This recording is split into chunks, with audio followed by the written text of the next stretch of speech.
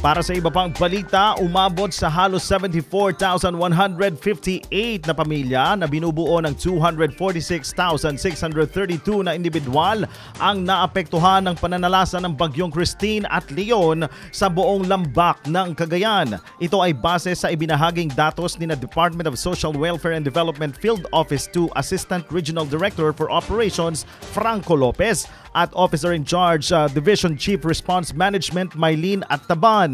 Bilang pagtugon, kaagad na namahagi ang ahensya ng tulong sa mga nasalanta ng bagyo, katulad na lamang ng family food packs, non-food items at bottled waters. Ayon sa ulat, dahil sa mga pag-ulang nararanasan ay umabot sa 12 kabahayan ang nawasak, habang 197 naman ang bahagyang nasira sa buong rehiyon. Sa ngayon ay puspusan pa rin ang ginagawang pagpapaabot ng tulong sa kagawaran sa mga lugar na labis na naapektuhan ng magkasunod na naranasang kalamidad.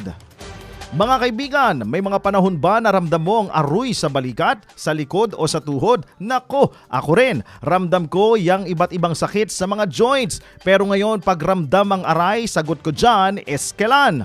Oo, Eskelan, hindi lang pang rayuma o arthritis. Pwede rin ito sa mga sakit sa balikat, mga joints sa likod, sa paa, sa kamay, sa gout at kahit anong mga pabalik-balik na aroy, wala yan sa Eskelan. Madalas ako nakakaramdam ng sakit sa mga joints ko at nasubukan ko itong Eskelan. Mabilis ang bisa dahil it works in as fast as 15 minutes at di lang yan, halos buong araw ng ginhawa niya, up to 12 hours, kaya hindi ako naaabala sa sakit ng balikat o tuhod. Nagagawa ko pa rin ang mga gusto kong gawin. Oh, ang galing, di ba? Say goodbye sa pabalik-balik na aray, Eskelan.